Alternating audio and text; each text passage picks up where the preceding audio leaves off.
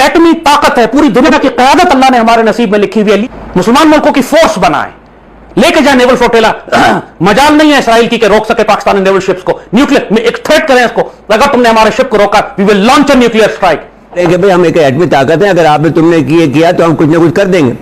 और अब क्या होता है कि आपके कोर्ट तक उतार लेते हैं आपके वजीर आजम का, कोई फर्क नहीं पड़ता। हमारे डिफेंसेस हम कमजोर हैं, खराब हैं, हम डिफेंड कर सकेंगे। एक शिप जाता है, कश्मीर को आप आजाद नहीं करा सके, गरीब मुल्क हम हैं, हम पर FATF की पाबंदियां लग जाएंगी। पाकिस्तान के पास कोई जमीनी रास्ता नहीं है फलस्तीन तक जाने का। हमें क्या पड़ी है हम फलस्तीनियों के प्लीज सामान भेजें, अपना ही घर संभाल लें तो बड़ी बात है। हम तो बेगर्स कांट बी चूजर्स। इस किस्म की शर्मनाक बातें की गई कि यकीन कीजिए एक पाकिस्तानी मुसलमान की हैसियत से मेरा सर शर्म से झुक गया। तने बेरूह से बेजार है हक। जब इंसान मुर्दा हो जाए, जब इंसान की रूह मर जाए, जब इंसान के अंदर शर्म, गैरत और हया खत्म हो जाए, जब वो इस किस्म की बातें करता है।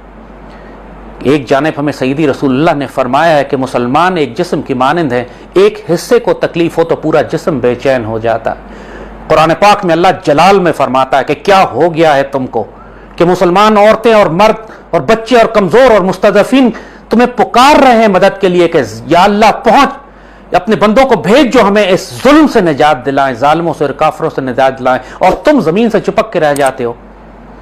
सूरह तौबा और सूरह अनफाल पढ़िए, इंसान के रोंगटे खड़े हो जाते हैं। अल्लाह ने कितने जलाल में आके तंबीह दी है कि अगर तुम लोग ये समझते हो कि तुम्हारी जायदादें, जागीरें, जमीनें, औलादें, मालो दौलत ज्यादा कीमती है अल्लाह उसके राह में जिहाद करने से, तो दफा हो जाओ, अल्लाह को कोई हाजत नहीं है तुम्हारी।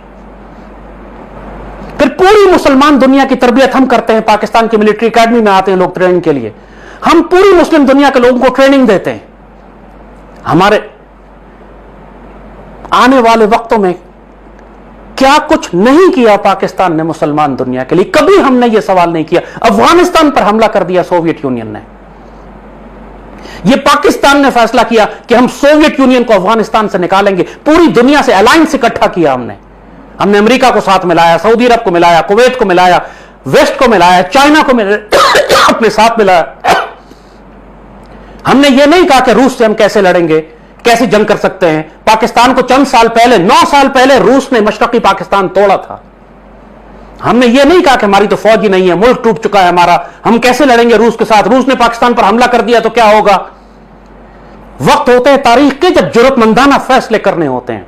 यही पाकिस्तान आर्मी थी, यही ISI थी, यही पाकिस्तानी कौम थी जिसने सोवियत यूनियन के खिलाफ एक महाज कायम किया, चट्टान की तरह खड़े हो गए जाके।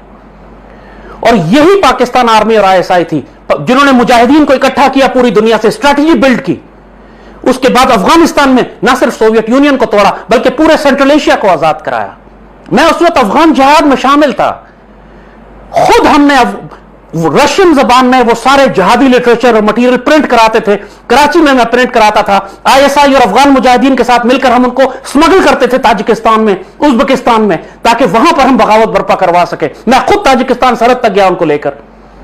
आज पाकिस्तान में कुछ कमीने हरामखोर कहते हैं कि हमने गलती की, सोवियत यूनियन को ना रोकते अफगानिस्तान में, जहाद की मदद करके हमने बहुत गलती कर दी। अगर रूस बैठा होता अफगानिस्तान में उस वक्त से लेकर आज तक, आप जरा फिर सोचें क्या होता। क्या वो बलूचिस्तान में और पाकिस्तान में दाखिल ना हो चुका होता? क्या सेंट्रल एशिया आजाद होता? क्या दुनिया का नक्शा आज बनता? जो किरदार पाकिस्तान का है, जो बड़े कह गए थे कि पाकिस्तान की हां और ना में दुनिया के फैसले होंगे, ये तो हो रहा है अभी भी। चाहे हम चाहें या ना चाहें, पाकिस्तान को कोई इग्नोर नहीं कर सकता। अब आए फलस्तीन की तरफ। यह कैसे मुमकिन है कि पाकिस्तान यह कहे कि हम फलस्तीन की मदद नहीं करेंगे? लोगों ने बहाने हमसे यही किए, रास्ता ही नहीं है हमारे पास जाने का। ओ बेशर्मो और बगैर तो डूब मरो कहीं भी जाके। इसका क्या मतलब है रास्ता नहीं है? मिस्र की सरहद मिलती है फलस्तीन के साथ,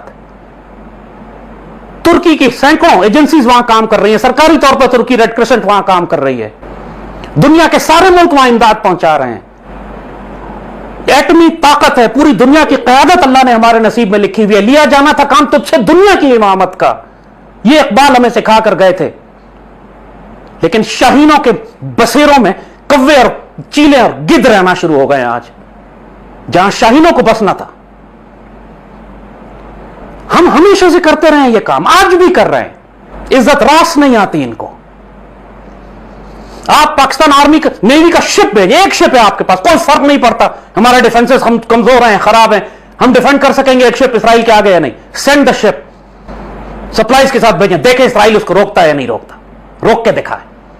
और तरीका उसका ये होगा, यहां से फिर आप उसको थ्रेट करें, alliance, you make an alliance with Turkey, you make an alliance with Hezbollah, with Iran, with Egypt, और आपके अपने पास अल्लाह ताला ने न्यूक्लियर वेपन्स आपको दिए हैं। याद रखिएगा एक बात, अगर आप चाहते हैं कि दुनिया आपको रिस्पेक्ट करे, याद रखिएगा ये बात, दोबारा रिपीट कर रहा हूं, अगर आप चाहते हैं कि दुनिया आपको रिस्पेक्ट करे तो इसराइल और इंडिया को जलील करके रखें, इनको दबा के रखें, इनको थ्रेट करके रखें।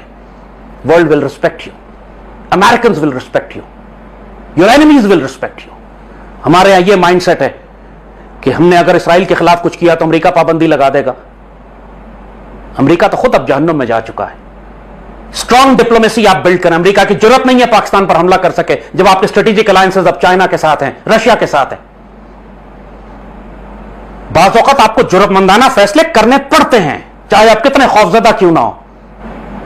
अल्लाह ताला ने इस पाकिस्तान को बनाया ही इसलिए था कि उम्मत मुस्लिमा की क़यादत इसने करनी, इसकी हां और ना में दुनिया के फैसले होंगे। यही वो ताजा बस्तियां हैं जो अहले नजर ने आबाद करनी थी, जिनकी हां और ना में दुनिया के फैसले होने।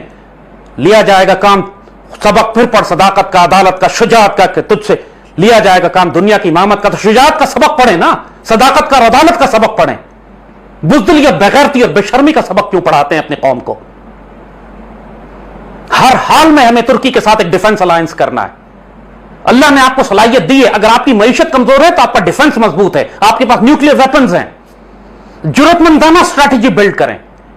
किसी के बाप की मजाल नहीं है पाकिस्तान को रोक सके। आप कहें कि हम टर्की के साथ एक न्यूक्लियर एग्रीमेंट कर रहे हैं, will give nuclear protection to Turkey. Iran से बात करें, ईरान शामिल हो जाएगा इसके अंदर। मुसलमान मुल्कों की फोर्स बनाए, लेके जाए नेवल फ्लोटेला। मजाल नहीं है इसराइल की कि रोक सके पाकिस्तानी नेवल शिप्स को। न्यूक्लियर में एक थ्रेट करें इसको, अगर तुमने हमारे शिप को रोका we will launch a nuclear strike. और हम अपने आप को जलील करते रह रहे हैं कि हम सिर्फ अंदर के मामला ठीक करेंगे, हम बाहर दखल नहीं देंगे, ना हम कश्मीरियों की मदद करेंगे, ना अफगान तालिबान की, ना हमास की, ना मुजाहिदीन की, ना फलस्तीनियों की। हम सर रेत में डाल के सिर्फ जलील होते रहेंगे, भीख मांगते रहेंगे।